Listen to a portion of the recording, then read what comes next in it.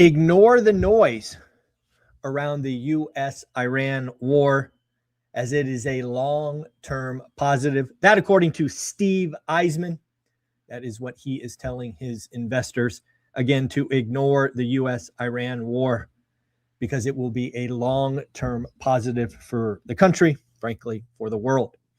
On top of that, Mike Santoli out this morning saying the geopolitical jolt that comes from the fragile time in the stock market. Again, as Dan Bird has been telling us for several Sundays in a row now, it does seem like the market is set for a downtrend, reconsolidation, whatever you would call that.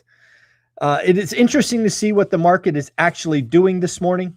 I took the time to look at futures yesterday, and this is what they were at about 7 p.m. yesterday, roughly 7 p.m. Eastern time. Oil was up 11%. Gold was up 2.5%. The S&P 500 and the Dow were both down 1%, and the NASDAQ 100 was down about 1.3%. Now, as you look at the results this morning, the market has been open for about an hour. Most of these things are off of those numbers, most notably oil. I think oil right now is up about 6 or 6.5%. There is still a lot of noise and chatter about the Strait of Hormuz. That is something that will undoubtedly need to be worked out in the coming weeks.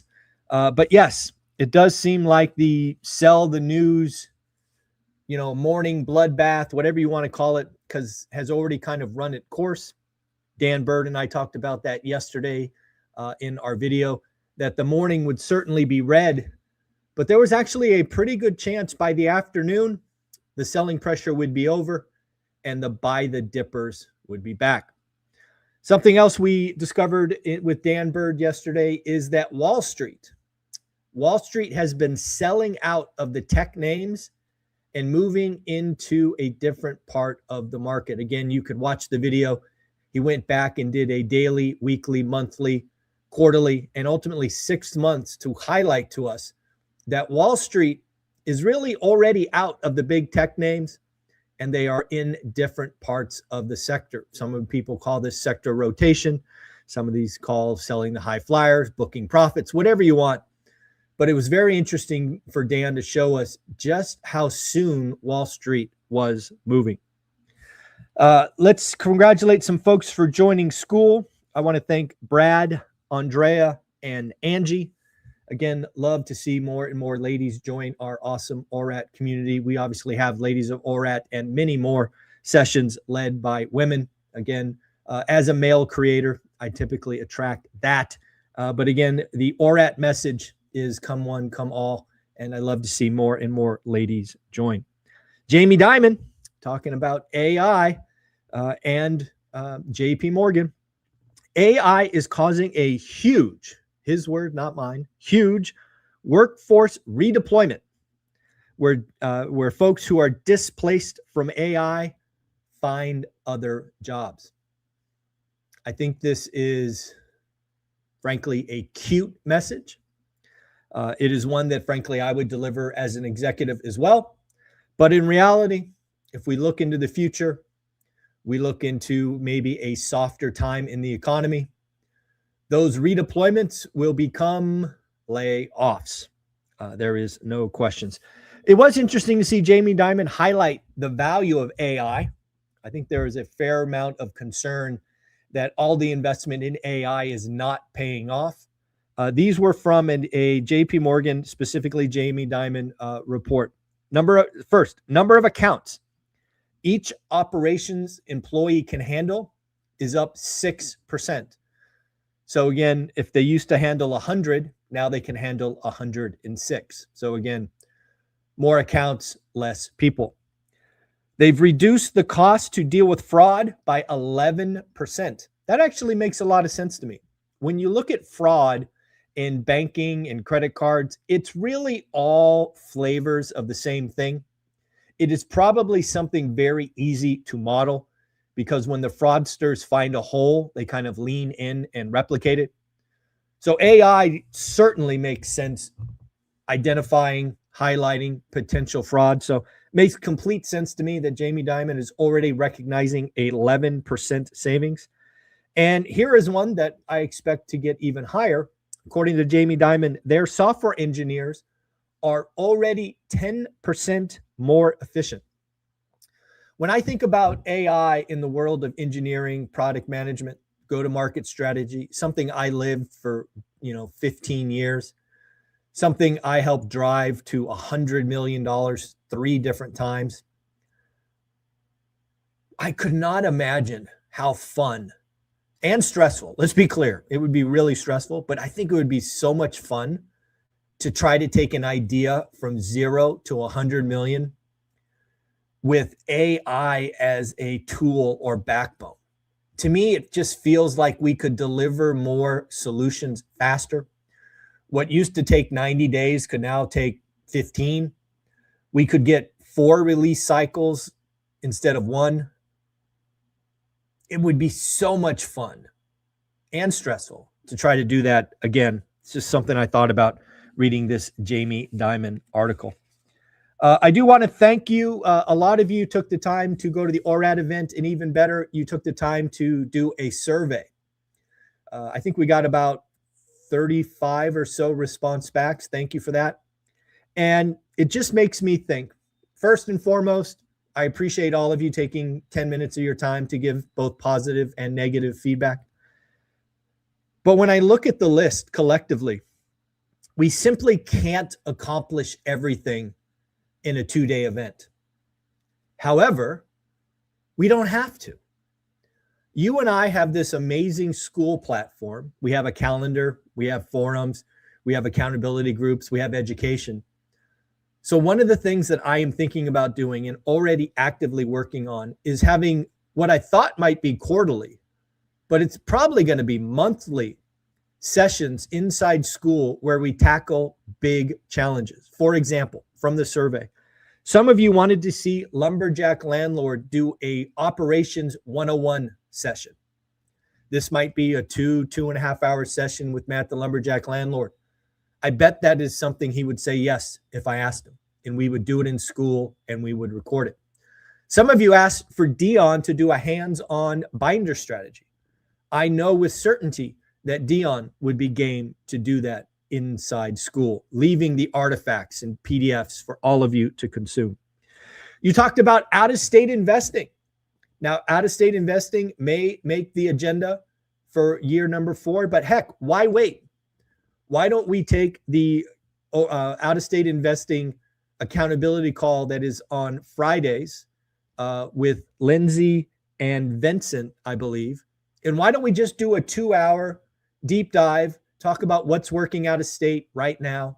Let's just turn that accountability call into an education call one week, which I will be a part of and help monitor and do all that. But these are all things that we could do inside Skool. So again, thank you for taking the survey. You've given me probably a dozen ideas, and this is what we do. We're going to keep adding value to Skool. We're going to keep bringing education. We're going to do what you ask for. And yes, some of you have asked for portfolio reviews to live only on Skool. And of course, I will do that if you ask. My goal is to put on YouTube because I think that helps the most. But some of you have jobs, government jobs and whatnot, banking jobs, and you don't want your stuff out there. I completely get it. We will keep those in Skool. Just tell me that ahead of time, and I will make sure that happens. So again, folks, thank you for taking the time. You're only going to make Skool more valuable. We're going to keep it at $20 a month because we want to help everybody we can. But look for more, I don't know, education, virtual ORaaT celebrations. And thank you for that. Something else I read yesterday, there are 7 countries where Americans can retire on $1,000 or $2,000 a month. So maybe you have a pension or a little bit of savings. Here are the 7 countries. I want you to respond. Which one is your favorite? I'm going to list the 7 countries. You know what? Maybe give me 2. If you had to pick 2 of these 7, which would it be to retire in? Panama, Mexico, Ecuador, Colombia, Thailand, Costa Rica, or Peru. Those are the 7 countries this article highlighted where Americans could retire on $1,000 to $2,000. So let me know what you think. Which is your favorite, maybe your second favorite? I'm just curious. Do you all have some thoughts? Michael Green is making some noise today. If you don't remember who Michael Green was, about 3 months ago, he published an article that went absolutely bananas. Michael Green at the time said $140,000 is the poverty line. Do you guys remember that debate we had? Is $140,000 the new poverty line?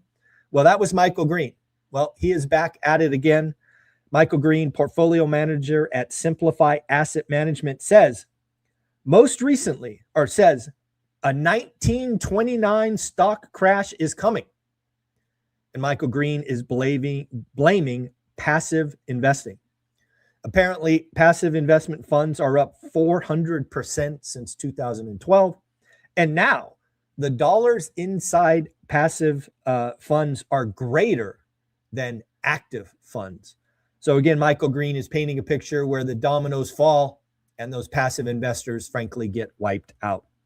Last thing I want to say is Grant Cardone was breaking the Twitter yesterday. Grant Cardone said mortgage rates are going to 2022 levels. If you don't recall, 2022 is where mortgage rates were sub 3%. Let's just pretend for a moment they go sub 4%. What does that mean? Well, the question I have had for 2 years is, what is the interest rate that brings back the move up buyer? We know with certainty it's not 6%.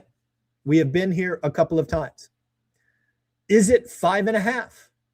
Certainly that will unlock some, but not the masses. Will 5%? Maybe.